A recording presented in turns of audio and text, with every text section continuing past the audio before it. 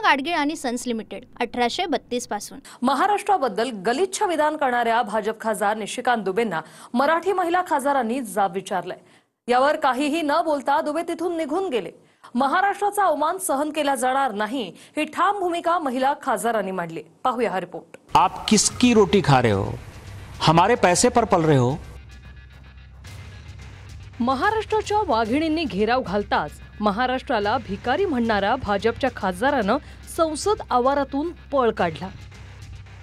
महाराष्ट्रात असे कोणते उद्योग आहेत? तुम्ही आमच्या जीवावर पोसले जाताय। तुम्ही किती कर भरता? तुमच्याजवळ आहे काय? अशा शब्दात महाराष्ट्राचा अवमान या महाशयांनी केला होता। त्यावर काँग्रेसच्या प्रतिभा धानोरकर, वर्षा गायकवाड आणि शोभा बच्छाव या मराठी महिला खासदारांनी दुबेंना गाठत जाब विचारला। वहाँ टाटा है, बिरला है, रिलायंस है, कोई महाराष्ट्र में यूनिट नहीं है। सब टैक्स पेयर जो है, टाटा यदि बिहार झारखंड नहीं होता, उस वक्त बिहार नहीं होता, टाटा ने तो पहली फैक्ट्री वहीं बनाई। हमारे पैसे पर पल रहे हो की महाराष्ट्राची औकात काय, महाराष्ट्राला आम्ही पैसे देतो, पटक पटक के मारेंगे। आम्ही शोधत होतो की ते लोकसभेमध्ये आम्हाला कधी भेटतात। आम्ही आज काल 15 खासदार ज्याने 3 महिला आम्ही पुढे होतो, आमचे पुरुष, आम्ही चाललो होतो जय जय महाराष्ट्र माझा आहे गाणं गात। आणि आम्ही बीजेपीच्या आहेत जाऊन विचारले की निशिकांत दुबे कुठे आहेत? ते नव्हते। मग आम्हाला ते बाहेर लॉबीमध्ये भेटले। ज्या तऱ्हेने तुम्ही महाराष्ट्राच्या अस्मितेशी खेळताय, ही बेताल वक्तव्य करताय, तुम्हाला माफी मागायला पाहिजे महाराष्ट्रांना आणि जय महाराष्ट्र बोला। ते एवढे घाबरले की ते जय महाराष्ट्र ताई आणि ते तिथून त्या ठिकाणी त्यांनी पाय काढता घेता मी कोणाचं काय करत नाही करते। कॅन्टीनमधले सगळे खासदार पळत आले, तिकडे सगळे पत्रकार पळत आले। काय झालं काय एक्झॅक्टली? आम्ही म्हटलं महाराष्ट्र जय आणि हमेशा राहणार। कोण हा निशिकांत दुबे? याचं स्वतःचं अस्तित्व काय, स्वतःची लायकी काय की जो महाराष्ट्राच्या बाबतीत वक्तव्य करत आहे? अधिवेशन जेव्हापासून सुरू झालं तेव्हापासून आम्ही निशिकांत दुबेला शोधत होतो। महाराष्ट्राच्या बाबतीत असं चुकीचं वक्तव्य एक जर जबाबदार लोकप्रतिनिधी करत असेल तर हे अत्यंत दुर्दैवी अशी बाब आहे। आणि आपण पाहिलं की पटक पटक के मारेंगे आदरणीय राजसाहेबाच्या बाबतीत असतील किंवा मराठी भाषेच्या बाबतीत कोणी जर चुकीचं बोलत असेल तर हे आम्ही कदापि खपवून घेणार नाही। एखादा यूपी बिहारमध्ये बसून एखादा खासदार महाराष्ट्रात जर पटक के मारेंगे, महाराष्ट्र को रोटी हम देते, या सगळ्या गोष्टी जर बोलणार असतील आणि त्याच्यावर त्याने पक्ष पाहिला नाही, खरं तर तिथे अनेक उत्तर भारतीय खासदार तिथे असतील आणि त्यांच्या समोर तिथे जाणं, उभं राहणं आणि बोलणं याच्यासाठी एक डेअरिंग लागते आणि त्या तिन्ही महिलांनी दाखवली। त्या तिघांचीही मी मनापासून आभार मानतो। ज्या पद्धतीने निशिकांत दुबेचा माज या आमच्या महिला रणरागिणींनी उतरवला त्याबद्दल सर्वप्रथम मनापासून त्यांचं अभिनंदन करतो। तुम कौन सा टैक्स देते हो? कौन सी इंडस्ट्री है तुम्हारे पास? सारी इंडस्ट्री जो है, सेमीकंडक्टर की भी इंडस्ट्री है तो गुजरात में आ रही है।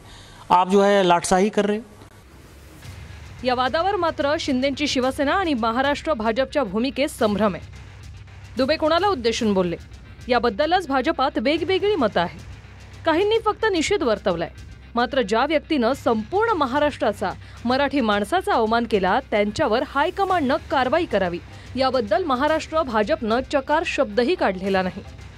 मात्र काँग्रेसच्या आंदोलनावर वो अच्छे से गले मिल रहे हैं असं विधान भाजपच्या बावनकुळे यांनी केले। तर शिंदेंच्या सेनेनं कदाचित दुबेंनी स्त्री दाक्षिण्य दाखवत निघून जाणं पसंत केलं असेल असं शिंदे गटाच्या कायंदे म्हणतायत। अच्छे से उनका, क्योंकि कोई किसके खिलाफ अगर कोई जाके अगर कोई प्रदर्शन करता है तो ये हंसी मजाक थोड़ी करते हैं। वो कांग्रेस के भी सारे एमपी उसके साथ तो दुबे के साथ अच्छे से मिलाप करते हुए दिखे हैं बाहर। तो मुझे लगता है ये जो चर्चाएं चलती है ना, हमने ऐसा किया, कांग्रेस ने ऐसा किया, तो वो फोटो देखिए ना उनके क्या है, फोटो देखिए, वो तो अच्छे से बाहर गले मिल रहे हैं। तो मुझे लगता है ये झूठ बातें फैलाने का काम और झूठा नैरेटिव तैयार करने का काम होता है। आता बघा, महिला आरडाओरडा करतायत, निषेध करतायत म्हटल्यावर त्यांनी एक स्त्री दाक्षिण्य दाखवलं असेल कदाचित, मला माहिती नाही, मी तर तिथे नव्हते। परंतु आता त्या म्हणतायत त्यांनी पळ काढला, ते हसताना दिसतायत। माहित नाही नेमकं काय झालंय, हे आम्हालाही थोडीशी माहिती काढावी लागेल। महायुतीत अजित पवारांनी मात्र मराठीबद्दलची भूमिका ठणकावून सांगितली। त्याची प्रचिती पत्रकारांशी बोलतानाच्या एका हिंदी प्रश्नावरून स्पष्टपणे समोर आली। एकेकाला विचारतो कुठली पद्धत झाली तुमची, तर पहिलं मराठी इथं चालतं, हा महाराष्ट्र आहे शिवशाहू फुले आंबेडकरांचा, ते झाल्यावर मग हिंदी। सर्व भाषांचा आदर गरजेचा असला तरी आम्ही मराठी बोलणारच नाही अशा उर्मटपणालाही अजित पवारांनी चूक ठरवलंय। इथं राहणाऱ्यांनी पण त्यांना जर यदाकदाचित मराठी बोलता येत नसेल तो त्यांनी सांगावं, हम महाराष्ट्र में रह रहे, लेकिन इतना अच्छा हमें मराठी नहीं आता, लेकिन हम मराठी का आदर करते हैं। हमारी भाषा हिंदी है या अंग्रेजी है, लेकिन हम सीखने की जरूर कोशिश करेंगे। इतना बोला ना, कुछ वो गड़बड़ होने वाली नहीं है। लेकिन कभी कभी कोई रिएक्ट होता है, नहीं नहीं मैं नहीं बोलने वाला, ऐसा नहीं चलता। आप जहाँ काम करते हैं, थोड़ा बहुत वहाँ का लोगों का क्या कहना है, उनका विचार क्या है, उसके बारे में भी उन्होंने सोचना चाहिए, विचार करना चाहिए। और खुशी खुशी में सबने एक दूसरे के साथ रहना चाहिए। दरम्यान मराठी द्वेष्टे व्यापाऱ्यांना मारहाणीवेळी इशारा देणारे मराठी तरुणीला मारहाण झाल्यानंतर कुठे गायब झाले, असा प्रश्न कल्याण मारहाणीवरून मनसेनं भाजपला केला। हिंदूंना चोपड्यामध्ये तुम्हाला जो आनंद मिळतोय ना, हा अख्खा महाराष्ट्र पाहतोय। आपण कोणीही या जिहाद्यांच्या ट्रॅपमध्ये आपण हिंदू म्हणून येऊ नये। त्या व्यापाऱ्यांना आपापल्या भाषेत बोलण्याचा पूर्ण अधिकार आहे। सरकारने तर कडक पावलं उचलावीच। आम्ही सत्ताधारी पक्ष आहोत। हेच तर या जिहादी लोकांची इच्छा आहे, हेच तर हिंदू राष्ट्राला तोडण्याची मनसुबे आहेत। और मेरी मर्जी, मराठी बोलू, हिंदी बोलू, गुजराती बोलू, मेरी मर्जी। जे एखाद्या परप्रांतीयाच्या कानाखाली मारल्याच्या नंतर धावत येणारे, तो सदावर्ते असेल किंवा इतर राजकीय नेते असतील भारतीय जनता पक्षाचे, गायब आहेत। कोणी काय बोलायला तयार नाही आहे, कारण त्यांना आदेश नाही आहेत त्यांच्या पक्षातून। हे आदेशावर चालणारी लोक आहेत, यांना एक स्क्रिप्ट दिली जाते, ती स्क्रिप्ट हे लोक वाचतात। आणि आम्ही तेच सांगतोय की ही जी लोक जी रोज येऊन समोर बोलतात की इसको मारा, हिंदू है वो है, हे सगळे मराठीच्या विरोधात आहेत। एक ट्विट नाही आहे, एक बाईट नाही आहे या लोकांचा त्या मुलीला का मारलं। तो मुलगा आहे, तो गुन्हेगार आहे, हे पोलीस स्वतः म्हणतात की तो मुलगा गुन्हेगार आहे।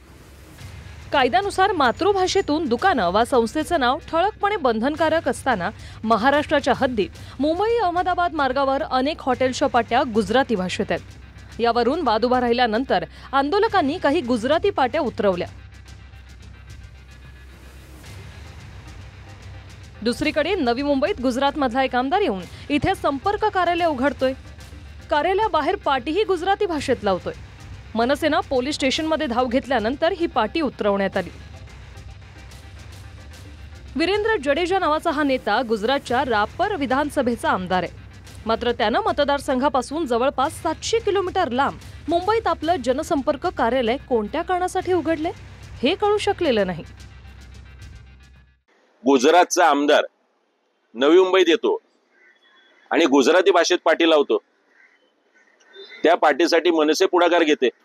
नवी मुंबईत दोन्ही आमदार भारतीय जनता पक्षाचे आहेत, एक मंत्री भारतीय जनता पक्षाचे आहेत, कॅबिनेट मंत्री। हे दोनही आमदार आणि मंत्री सक्षम नाही आहेत का नवी मुंबईकरांच्या समस्या सोडवायला, की गुजरातच्या आमदाराला येऊन इथे स्वतःचं जनसंपर्क कार्यालय टाकावं लागतं? अशा पद्धतीने जर मुजोरी होत असेल तर मनसे याला जशास तसं उत्तर देईल। Bureau report, TV9 Marathi. Poona Gadgil आणि सन्स लिमिटेड 1832 पासून।